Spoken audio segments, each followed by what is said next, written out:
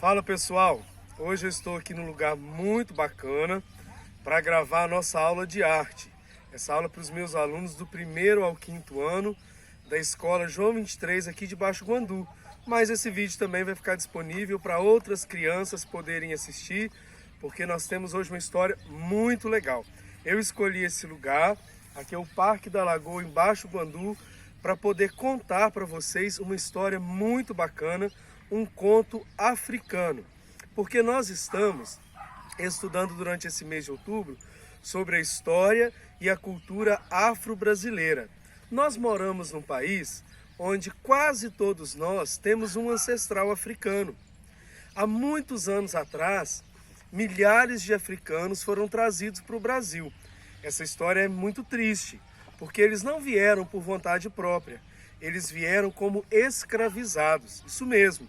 Eles foram capturados na África, jogados em porões de grandes navios e trazidos para o nosso país. Aqui eles trabalharam produzindo açúcar, café, trabalharam na mineração, extraindo ouro, e foram muito sofridos durante quase 400 anos, até que no ano de 1888, há 132 anos atrás, foi criada uma lei no Brasil, quando o Brasil ainda era um império. Dom Pedro II era o imperador do Brasil. Então foi criada uma lei colocando fim à escravidão. Mas durante quase 400 anos, esses africanos e os seus descendentes viveram no nosso país nessa condição triste. Eles não tinham liberdade, eles não eram senhores de si, eles eram tratados como objetos. Mas mesmo assim, esse povo forte conseguiu se libertar e marcar a nossa cultura. Hoje, nós temos na nossa cultura a influência dos povos africanos na religião, no nosso idioma, no jeito que nós falamos. Nós temos influência na dança, na culinária, em todas as áreas da nossa cultura, nós temos influência dos povos africanos. E uma coisa muito legal é que esse povo marcou o nosso país não só com a cultura. Nós vivemos num país colorido, de gente de todas as formas, de todas as cores, graças a essa mistura de povos que se encontraram aqui no Brasil. E o africano, os povos africanos contribuíram muito, muito, muito. Tanto que todos nós praticamente somos afrodescendentes. Nós temos um tataravô ou uma tataravó que veio da África. Por isso, nós estamos durante esse mês de outubro estudando e vamos conhecer um pouquinho mais sobre a história, sobre a cultura da África e dos afrodescendentes que somos nós. E hoje eu preparei um conto do sul da África para apresentar para vocês, beleza? Oi pessoal, hoje estou aqui com meu pai e olha que nós encontramos no caminho. Encontramos a personagem da nossa história bem passeando aqui no Parque da Lagoa, pessoal. Olha o barulhinho dela.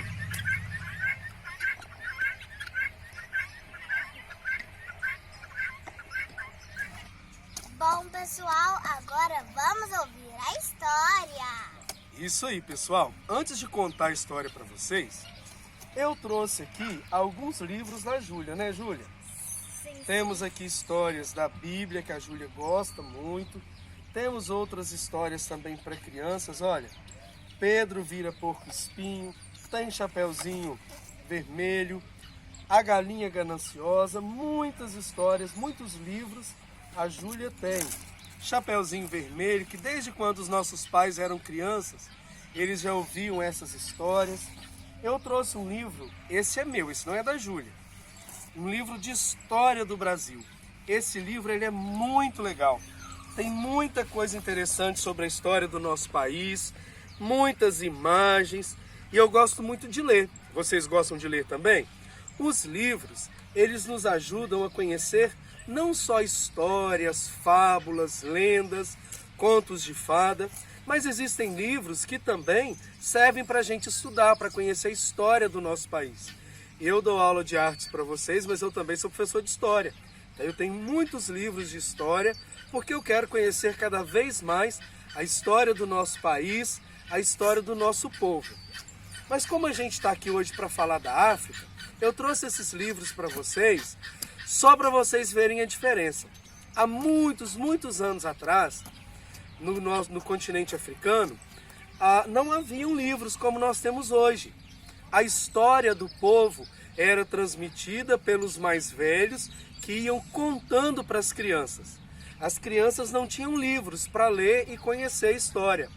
Todo o conhecimento dos povos africanos, eles eram passados dos mais velhos para os mais novos, através da oralidade, através da fala. Então, era muito costume em algumas tribos africanas, até hoje é assim. As crianças sentam debaixo de uma árvore como essa aqui que a gente está, e um mais velho, ou um homem ou uma mulher sábia do povo, sábio, contam, transmitem as lendas, as crenças e também a história daquele povo, daquela tribo, certo? Em alguns países, essas pessoas são chamadas de griots, esses contadores de história da África. Alguns contam as histórias através da música, cantam as histórias, as fábulas, né? Tudo aquilo que aquele povo aprendeu ao longo dos anos. E outros griots contam história mesmo, como eu vou contar hoje. A nossa história é um conto do sul da África. Eu tenho aqui um mapinha do continente africano. Certo, a África, algumas pessoas acham que é um país. A África não é um país como o Brasil.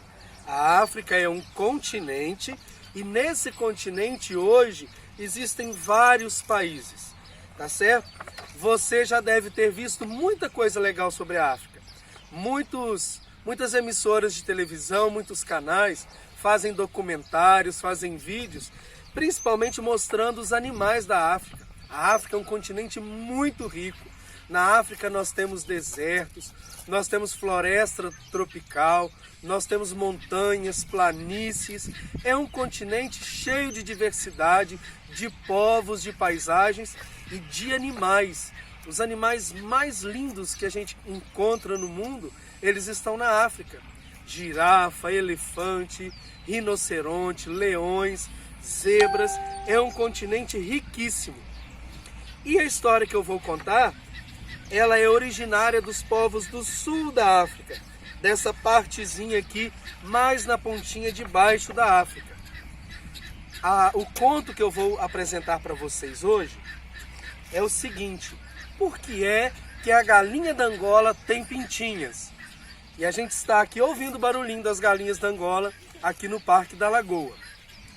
Houve uma época em que toda a África estava sofrendo com uma terrível seca. Uma seca muito intensa. Há muito tempo não chovia, o sol castigava todo o continente. A paisagem mudou, faltava alimento e água para os animais e para as pessoas. Todos os animais, todos os povos estavam sofrendo muito. E eles não sabiam o que fazer diante daquela seca. Não tinha água para irrigar a plantação, não tinha água para os peixes, para os crocodilos africanos. Os hipopótamos não tinham mais as suas poças de lama para se refrescar. Toda a África estava sofrendo muito mesmo.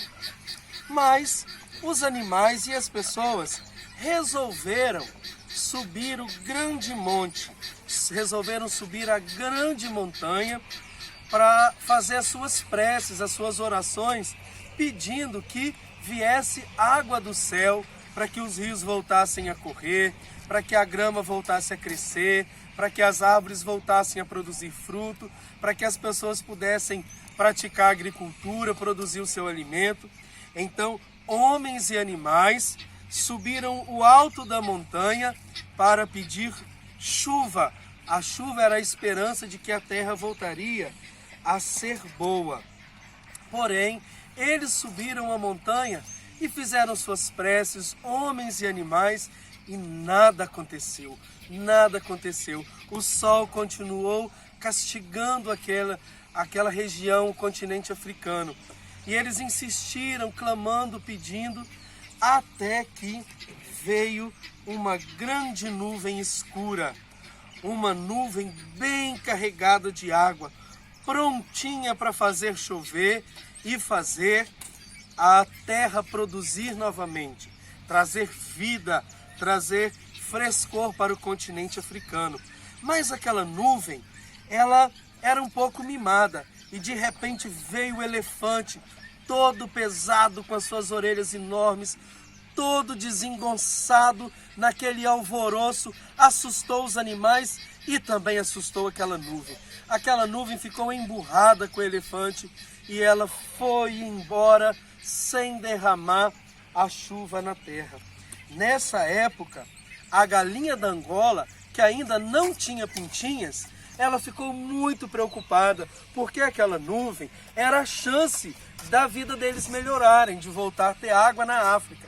E a galinha da Angola não pensou duas vezes. Ela foi correndo, correndo, correndo em busca daquela nuvem. Ela foi seguindo a nuvem para que ela pudesse implorar para que a nuvem derramasse água e voltasse a ter vida no continente.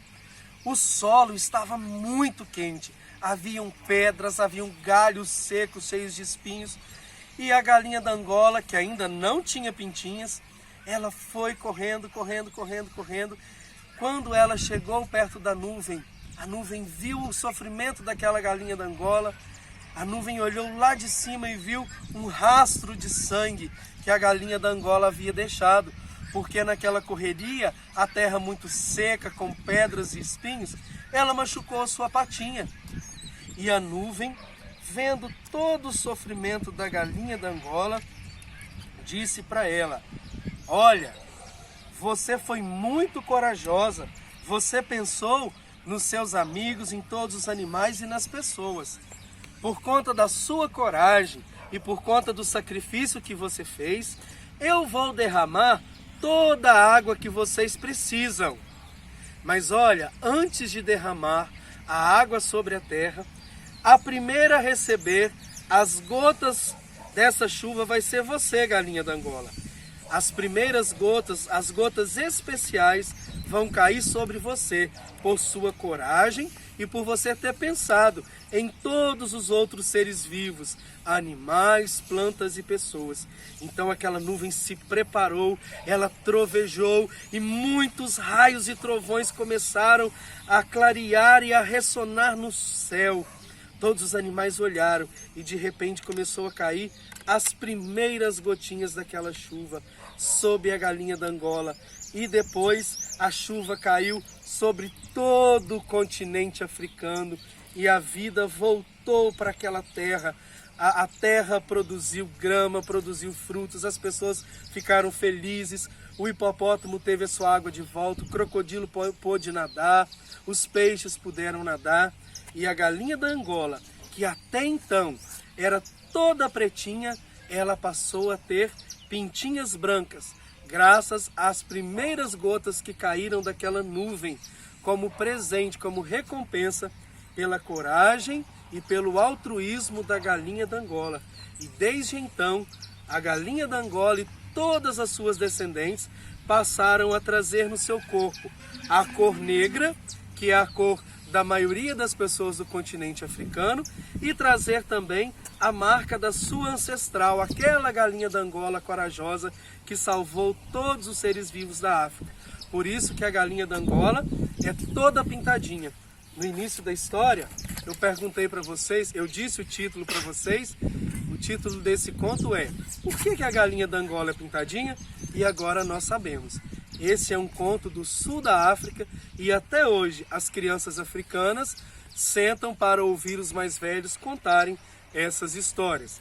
Devido a toda a canseira da galinha da Angola, suas descendentes ciscam por vários cantos do planeta, agitando a penugem de cor negra, como a pele da maioria dos povos do seu extenso continente africano. Enquanto exibem as penas salpicadas de pintas brancas, as galinhas da Angola cacarejam como se estivessem expressando até hoje o esforço empreendido por sua ancestral. Tô fraca, tô fraca, tô fraca. Eu espero que vocês tenham gostado da nossa história, pessoal. E fiquem ligados na descrição desse vídeo. eu vou deixar o link de um outro vídeo de como você deve confeccionar a sua própria galinha da Angola. Nós teremos uma atividade prática, ok? Espero que vocês tenham gostado. Até a nossa próxima aula. Tchau, pessoal. Dá tchau pro pessoal, Júlia. Tchau, pessoal. Até mais tarde. Tchau, tchau.